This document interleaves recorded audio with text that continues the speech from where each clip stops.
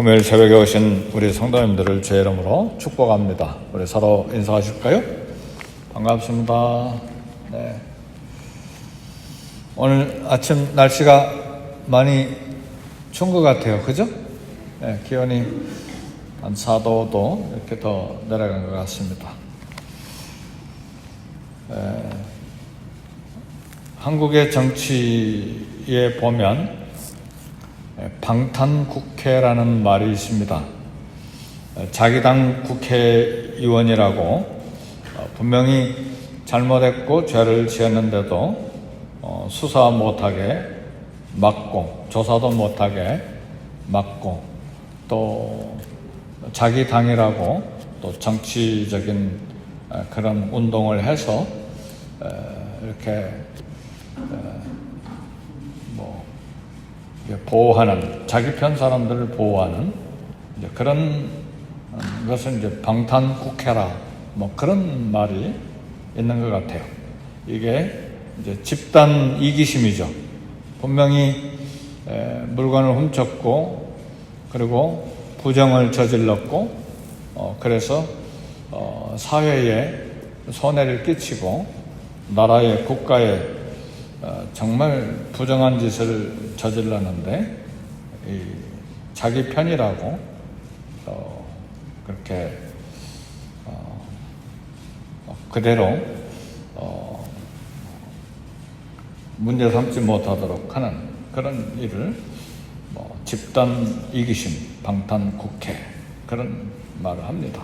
이럴 때 이제 정의가 무너지고 그리고 공의가, 하나님의 공의가 짓밟히게 되고 진리가 무너지는 것이죠. 그래서 힘이 정의다 그런 이상한 말이 생긴 거죠. 진리가 정의가 돼야지 어떻게 힘이 있다고 그게 정의가 됩니까? 그건 주먹이 정의입니까? 주먹이 세면 모두 다 진리가 되고 정의가 되고 그런 경우들이 이렇게 우리 사회에 또 우리 주변에 있고 국가와 국가 간에도 그런 일이 생깁니다. 나라가 강하면 약한 나라 아무 소리도 못하게 눌러버리죠. 그렇죠? 강대국들끼리 이렇게 자기 이익을 따라서 이렇게 나쁜 일들을 하고 미국도 그런 일 좀 했죠.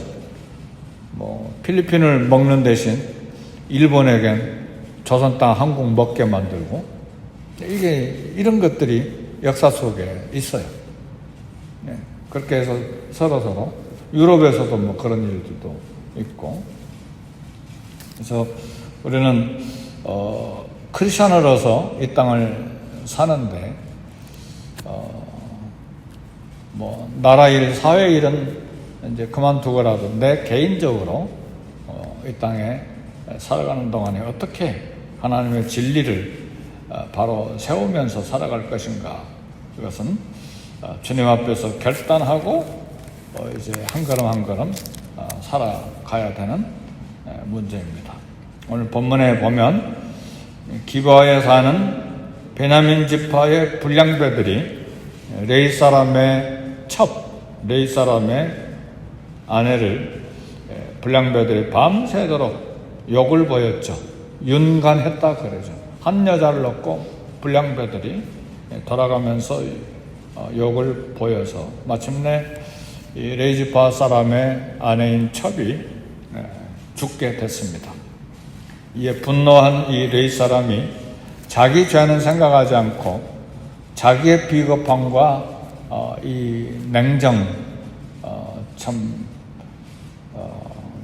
그런 문제는 생각하지 않고 자기 그 아내의 몸, 첩의 몸을 12조각으로 내가지고 12지파에게 보냈습니다.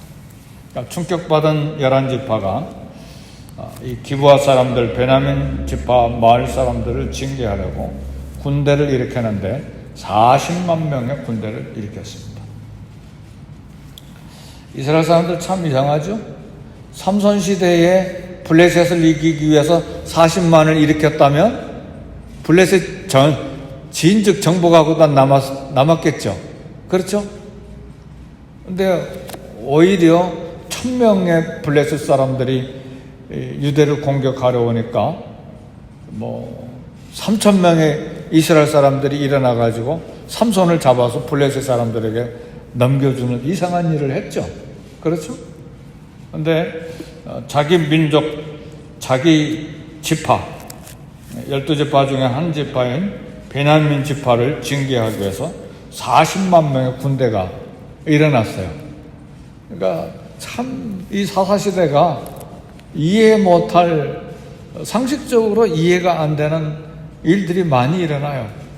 그래서 이스라엘의 왕이 없으므로 각기 자기가 옳은 대로, 자기 소견에 옳은 대로 행했다고 하는 이스라엘 모습이 오늘 본문에 보이는데, 그래서 40만 명의 군사를 일으키고 이제 사람들을 베냐민 지파 기브아에 보내서 그 불량배들, 강간범들을 내놓아라. 이때 이제 베냐민 자손들이 이제 집단 이기심이 생긴 거예요. 이 불량배들, 강간범들을 내놓지 않고 이스라엘하고 싸우기 위해서, 나머지 11지파와 싸우기 위해서 26,700명의 군대를 또 일으켰어요. 그러니까 11지파와 베냐민 한 지파가 민족 내전하려고, 민족과 민족이 전쟁하려고, 자기 민족끼리 전쟁하려고 이렇게 군인들을 일으킨 것입니다. 왜 베냐민 지파 사람들이 이 불량배들을 심판에 내놓지 않았는가? 그리고 12지파가 같은 민족끼리 전쟁하는 수만 명이 죽도록 이렇게 했는가?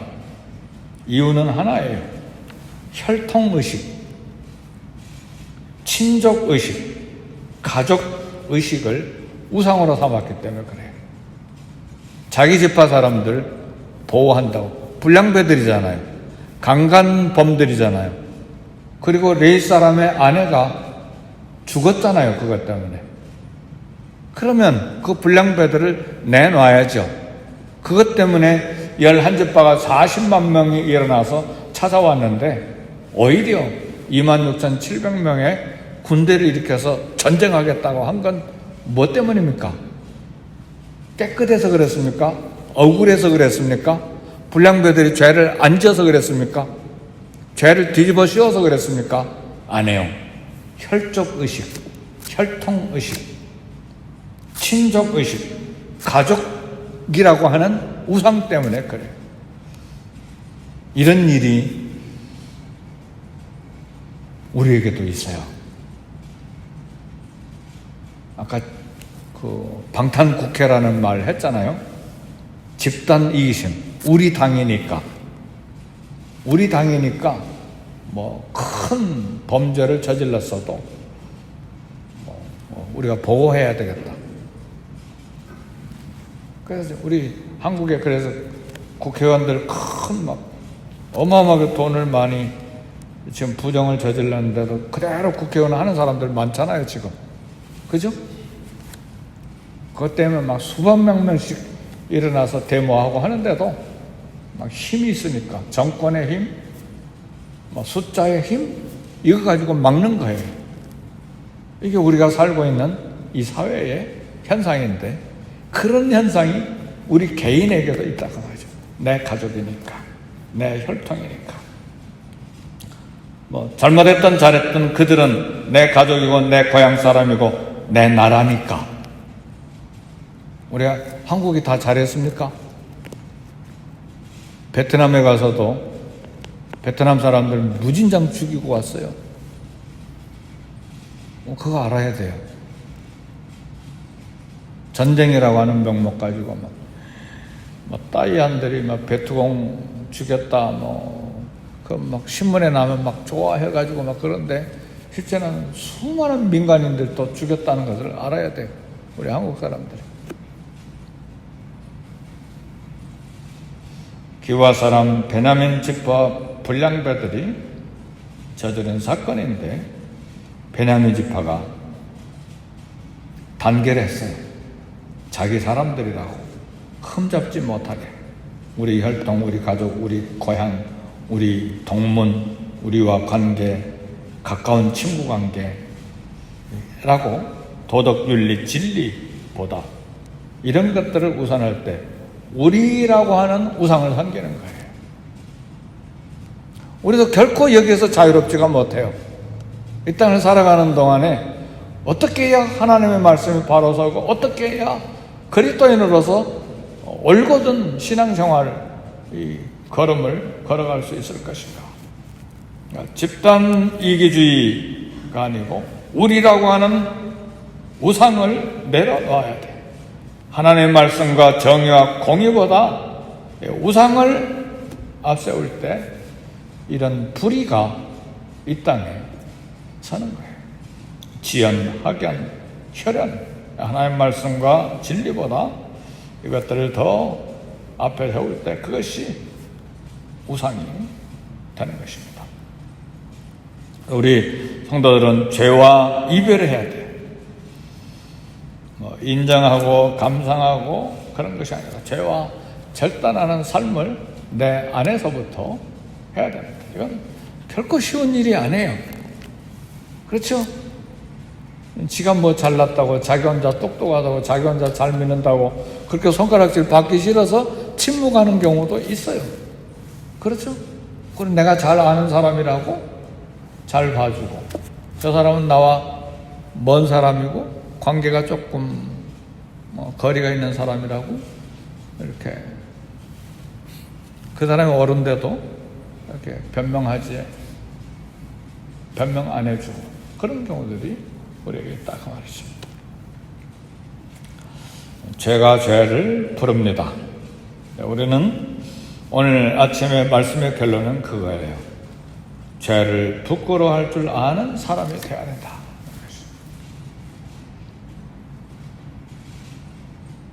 이스라엘 12지파가 내전으로 확대된 것은 레위 사람 이 성직자 한 사람의 죄부터 시작됐어요. 레위 사람 성직자인데 첩을 뒀잖아요. 그리고 무슨 남편에게 잘못을 저질렀는지 친정집으로 가버렸잖아요. 여러 달 동안 행음했다 그렇게도 이야기하는데 이제 그런 여인을 다시 데리고 오는 과정 속에서 이제 이런 어려운 일을 당한 것이죠. 불량배들이 왔을 때 그 밤에 자기만 살기 위해서 아내를 대신 죽음에 내준 비겁함이 이 사람에 있었고, 죽어가는 아내 버려두고 혼자 아침까지 잠잤어요. 그 밤에 아내가 어떻게 됐을까 하고 문 밖에 나가서 서성거리고 있었더라면 살아서 자기가 머물고 있는 집까지 와서 문지방에 손을 대고 엎드려져 있었으니까 아직도 살아 있었어요. 그거 간호했더라면 살았을 거 아니에요. 그래서 살려냈으면 이런 민족의 전쟁이 없었을 거 아니에요. 그러니까 죄가 죄를 부른다 그 말이에요. 얼마나 이 비정한 마음이 냉혹한 사람입니까? 그 밤에 불량배들에게 고통을 당하는 아내를 두고도 혼자 그냥 다리 뻗고 잠자버린 거예요. 아침에 일어나 보니까 거기까지 왔어요. 아내. 그럼 살려내야죠. 근데 결국은 죽죠. 거기에 화가 나서 그냥 불량배들보다 더 악하게 아내의 몸을 12개로 쪼개서 이스라엘 지파에게 보낸 거죠. 그 시체를 고에 묻어주고 내 잘못이었다. 내 삶이 무엇인가? 하나님께서 내 삶에 경고하시는 것이 무엇인가? 왜 아내가 죽게 됐는가? 왜 그런 불량배를 만나게 됐는가? 뭐 때문에 친정으로 도망갔는가? 이런 걸 생각하고 회개하고 하나님 앞에서 자기의 죄의 문제를 해결했다면 이런 민족 전쟁이 일어나지 않잖아요. 이제 베냐민 지파와 유다 나머지 11지파가 전쟁하면서 수만 명이 죽어요. 아들들도 죽고 남편들도 죽고 아버지도 죽고 남자들이 전쟁하니까 이 한 여인 하나 이 레위지파 한 사람의 죄가 죄를 불러들인 거예요. 근데 레위는 이스라엘 모든 지파들이 모이니까 솔직하게 자기의 문제를 솔직하게 이야기하지 않고 불량배들에게 손가락질하고, 그러니까 당신들 알아서 하시오. 내가 견딜 수가 없어서 이렇게 12조각 내서 보냈습니다. 사람을 12조각 내는 게 얼마나 악한 일입니까? 그렇잖아요. 어떻게 그걸 12조각을 내서 사람들에게 보냅니까? 그러니까 이 세 가지가 합쳐진 거예요. 레위인의 부정직과 비겁함과 죄, 베냐민 지파의 불량배들의 방종, 베냐민 지파의 교만, 이것이 합쳐져서 전쟁이 일어나게 된 것입니다. 죄는 죄를 다시 불러드립니다. 그래서 죄의 사슬을 끊어야 되는데, 사랑하는 성도 여러분, 이 새벽에 오신 사랑하는 성도 여러분, 죄는 남에게 전가하지 말고 내게서 끊어야 됩니다. 믿으십니까? 에덴 동산에서 아담이 과일을 따먹고 죄를 지었을 때에 하나님께서 묻잖아요. 아담아, 너 어찌 불순종했냐? 그러면 아담이 거기에서 끊었어야 했어요. 내가 잘못했습니다. 그런데 당신이 내게 주신 여자가 내게 주어서 먹었습니다. 그러니까 내 죄를 다른 사람에게 전가시킨 거예요. 하나님께서 하와에게 너 왜 이랬냐? 뱀이 꼬여서 그랬습니다. 하와는 사단이 꼬여서 내가 어쩔 수 없이 죄를 지었습니다. 전부 다 죄를 다른 사람에게서 다른 이유로, 우리 죄를 지을 때 대부분 다 그래요. 형편이 이래서 어쩔 수 없이 이랬기 때문에. 근데 하나님 우리에게 양심의 죄의 문제를 물어보실 때 내 선에서 끊어내야 됩니다. 내가 잘못했습니다. 내 죄입니다. 그걸 다른 사람에게 전가할 때 가족에게로, 교회로, 사회로, 국가로.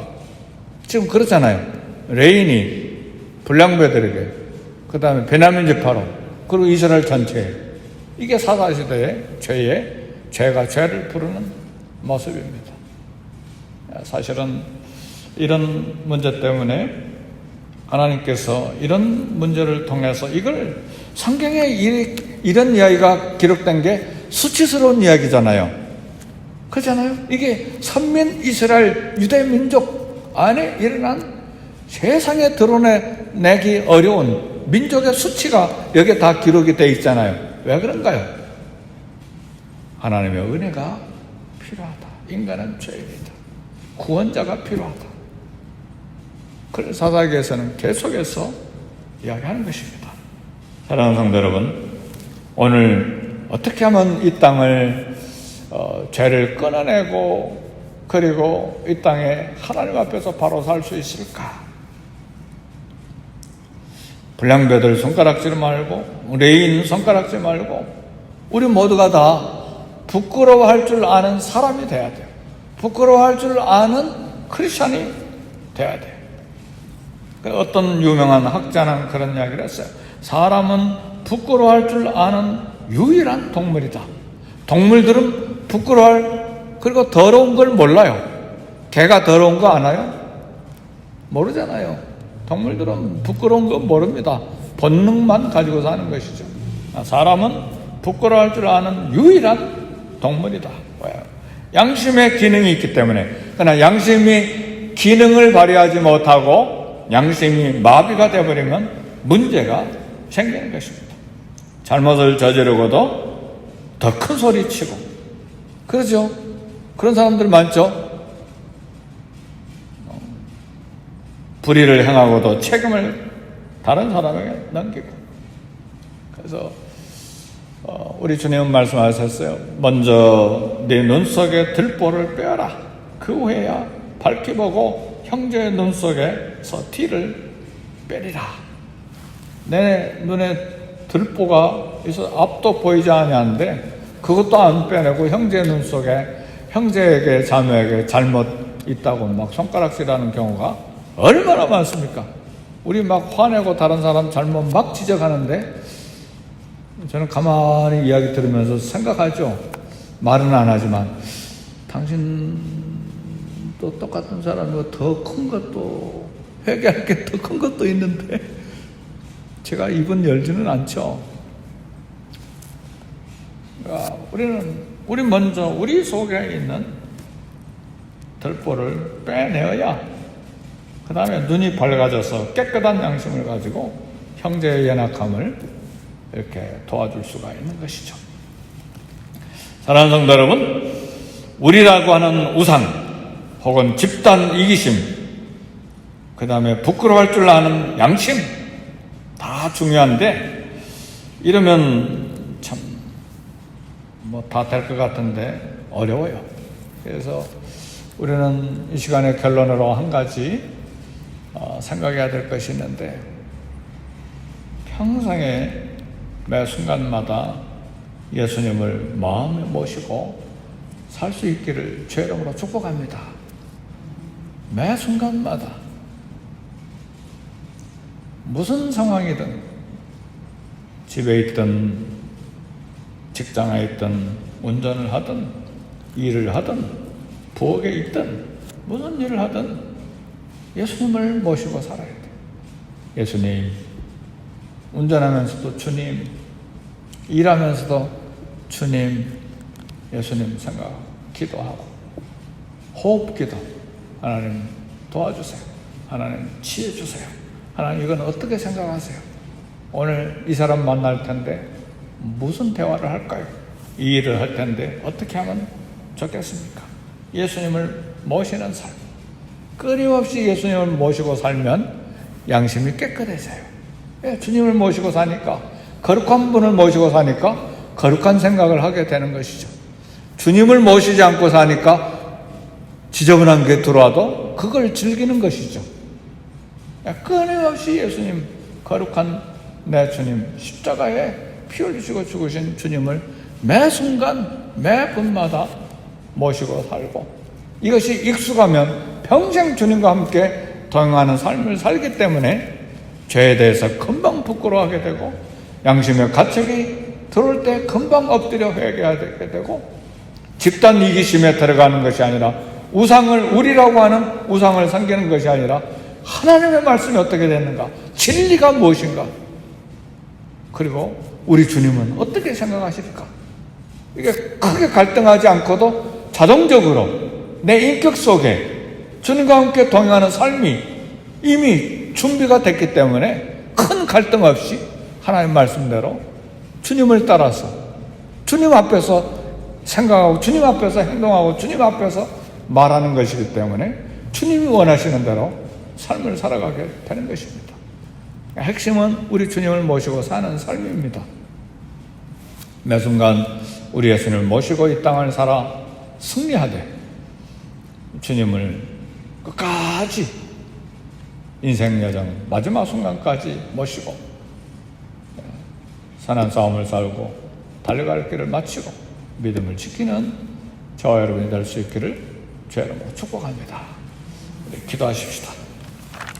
기도하실 때에 성령님 충만을 위해서 기도하시고 우리 교회를 위해서 기도하시고 팬데믹 상황 속에서 교회의 장래한 미래가 주님의 손에 있사오니 주여 지혜를 주시고 은혜를 주시고 주의 음성을 듣고 주님을 섬길 수 있는 우리가 되게 해달라고 기도하시고, 이 땅과 이 사회의 공의를 위해서 기도하시고 평생에 주님 앞에서 살아갈 수 있는 믿음의 사람 되게 해달라고 기도하시고, 우리 가정과 직장과 우리 자녀들을 위해서 기도하시고, 우리 교회 다음 세대를 위해서 우리 기도하십시다. 우리 주의 성령께서 우리 기도를 도우시도록 간구하시고 함께 기도하십시다. 주여 은혜 베풀어 주시고 성령으로 충만케 하시고 이 시간에 주의 음성을 들은 대로 내 삶의 모습, 내 생각과 내 행동과 습관을 다 들여다보게 하시소. 하나님의 말씀대로 살아 하나님의 뜻을 드러내며 빛의 사명 감당하는 우리가 되게 해 주옵소서.